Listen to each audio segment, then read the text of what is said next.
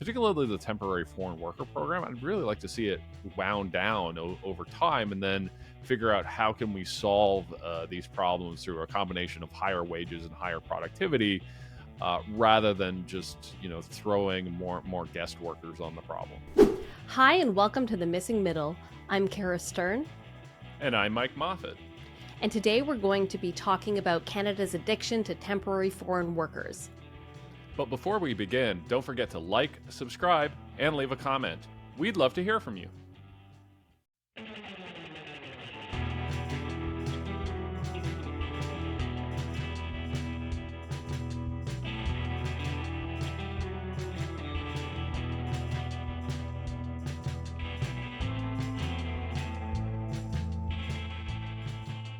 It's well reported that Canada's population is increasing faster than many other Western countries, and that the temporary resident population in particular is responsible for much of that growth.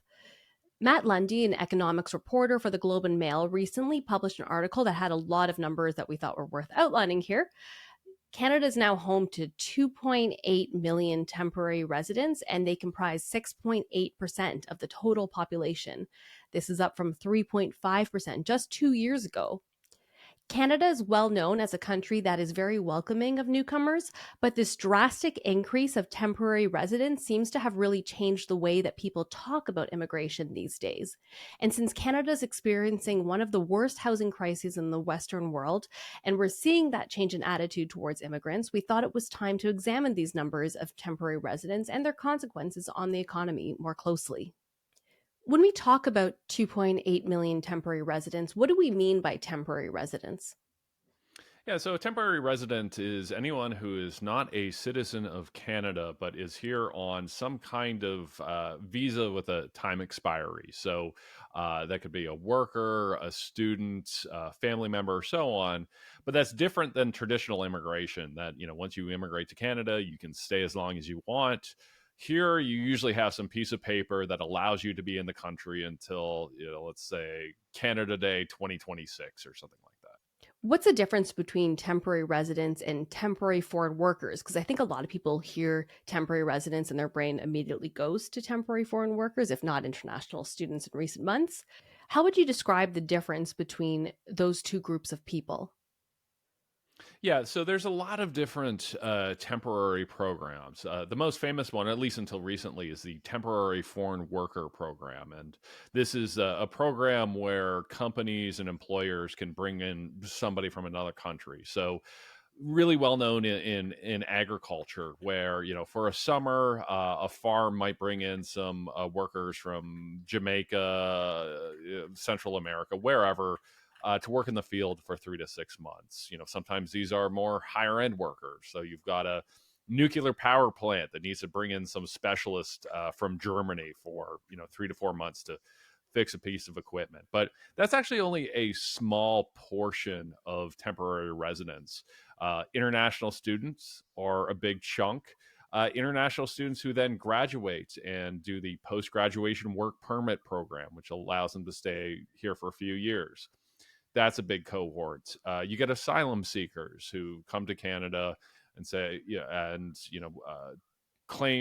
work to claim permanent residency because of some issue in their home country. So there's a variety of different streams. Temporary foreign workers is the most famous, but it's actually one of the smaller streams. How much support do temporary residents get from the government? Yeah, it's not a lot, and again, it really differs by the stream. So, temporary foreign workers, it's expected that they're working here, they're paid by their employer, so they go out and do all the things that any resident would do. International students, it's hoped that they would get support from their college or university, and unfortunately, that's not always the case. Obviously, asylum seekers probably need more support, but in general, it's not a lot. Temporary newcomers to this country are really expected to make their own way. Why is it important that Canada has a continuously increasing population? Well, the standard answer that economists would use is that population aging means that we have a larger proportion of retired people and a smaller proportion of working age people. So it used to be that for every retired person, there would be seven, eight, or nine working people to support that retired person. Now it's closer to 2 to 1 or 3 to 1. So but that is an argument for increasing immigration, right? Increasing kind of permanent residence. I think it's a different case where you're saying, okay, well, let's solve this by bringing in workers temporarily or students temporarily. I think that's a harder case to make. But overall, I do think it does make sense to have fairly robust immigration in order to make sure that we can actually support our retired age population. If you're familiar with this show, you know that we've covered the housing crisis a lot, and especially when it comes to this aspect of the story, just too much demand, not enough supply. But we haven't really addressed the labor market side as much as we probably should. So, this is from the same Globe article that I mentioned earlier on. The number of temporary residents who only hold work permits exceeds 1.3 million, an increase of 152% over 2 years. Many of these individuals are former international students who obtained postgraduate work permits. Still, the federal government has made it easier for Canadian companies to hire foreign workers in various ways. For example, employers in most industries can now hire up to 20% of their staff through the low wage stream of the temporary foreign worker program, up from a previous 10% cap. 20% is actually like a really surprisingly high number. If companies can hire 20% of their staff through the low wage stream, what kind of impact does that have on Canadian wages?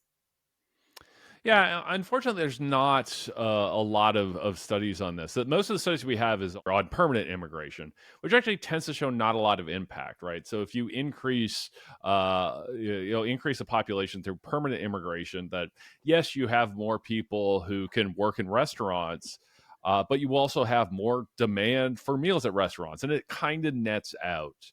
Here, I doubt that's the case. That, when you are bringing in a lot of either temporary foreign workers or international students who are just working temporarily, that probably does suppress wages. It certainly would seem that it makes it harder to get jobs. We've seen there have been a number of articles out there.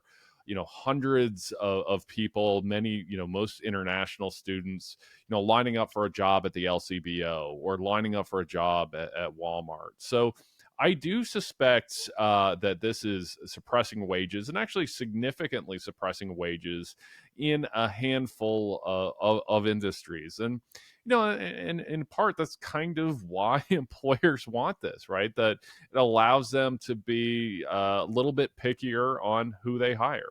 It feels almost intentional, like they want to actually suppress the wages to help corporations. And I don't know why government would want to do that, other than I guess if they're a corporation friendly government and they don't care about the average Canadian's wages. But it does feel like an intentional effort. Do you think that it is?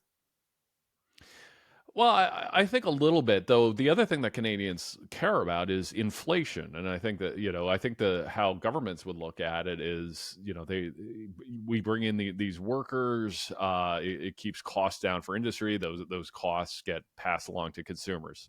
How true that is, I think is open to debate. So I don't think it's so much being corporation friendly, though. There is probably a large aspect of that. When we look at just a temporary foreign worker piece of it, in order to be able to bring in somebody at as a temporary foreign worker, you have to show that there are no Canadians who could qualify Canadians who could take that job at the prevailing wage.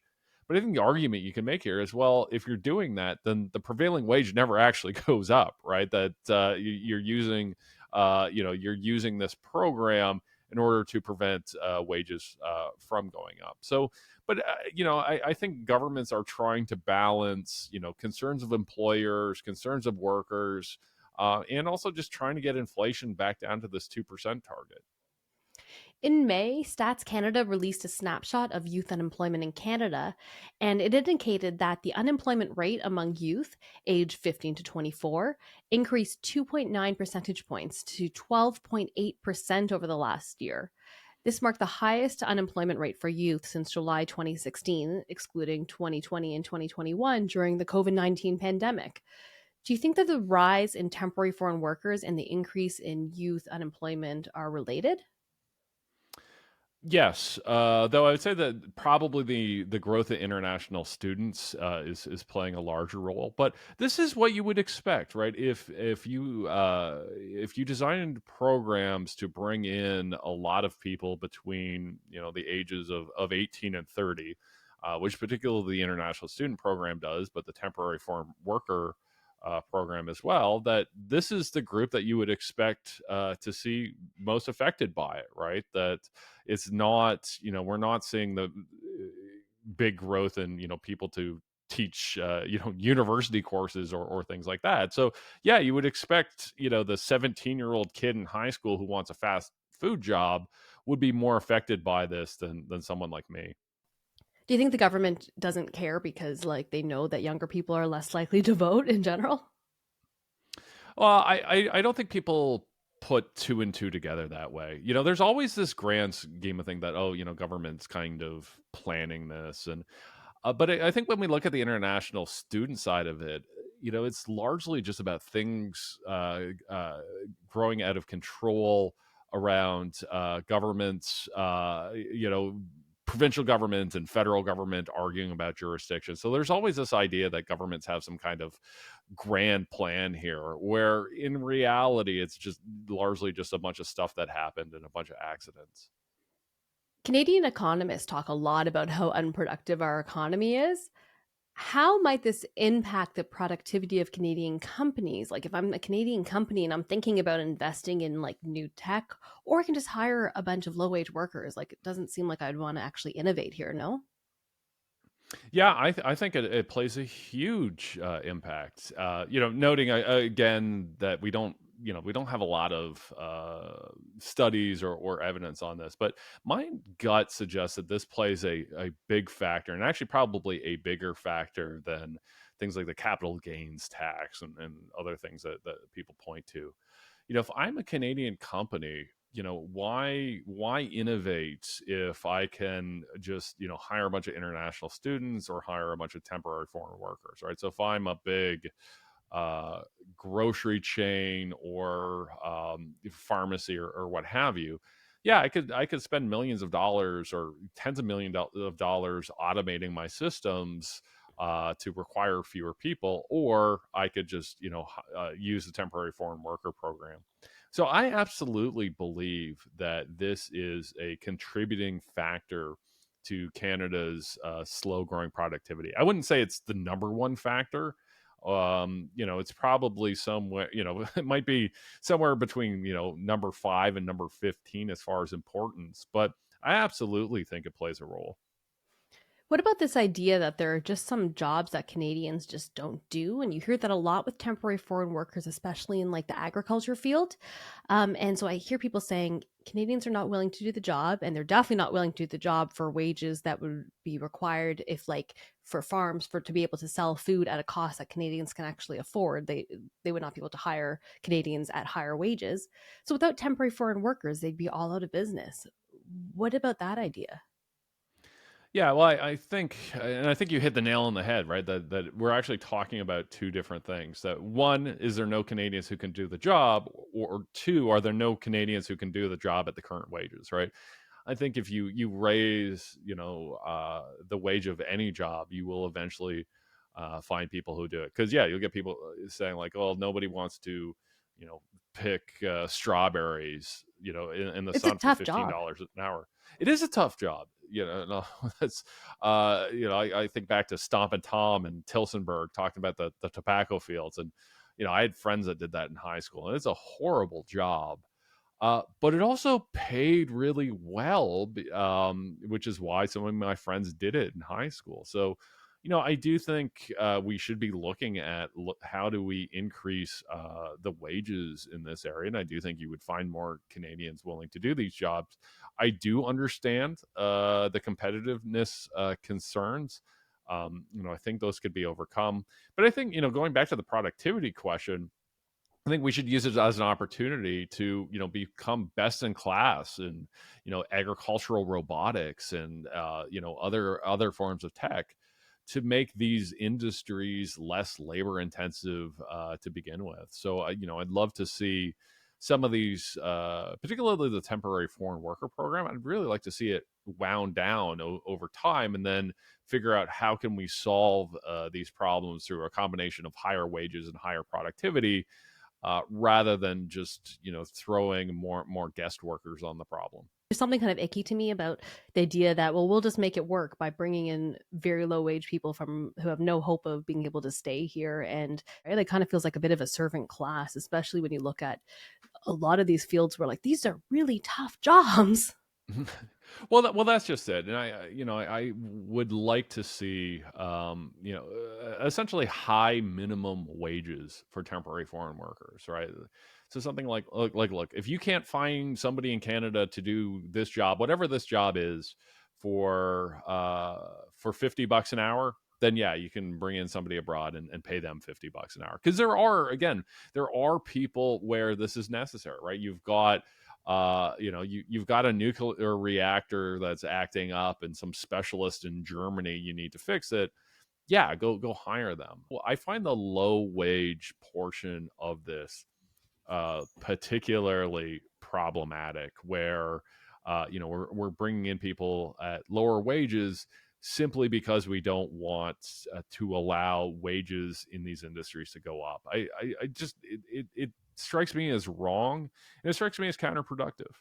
It's going to be weird saying how they deal with it with childcare, because they bring in a lot of low wage workers for childcare to do like early childhood educators or people who don't have the qualification, and the government wants to pay $21 an hour, but that's not getting people to do the job. And I'm sure there's lots of people who could do the job here, but why would anyone go to school for 2 years to make $21 an hour when there's lots of jobs that don't require schooling for that? Like, the challenge with something like that is, how does the government keep costs low for parents, which is a goal of Yeah. theirs right now, trying to get it down to $10 a day? Like, how do you keep it affordable enough but also pay people a living wage? Like, it's not really fair, right? I don't know how you get around that.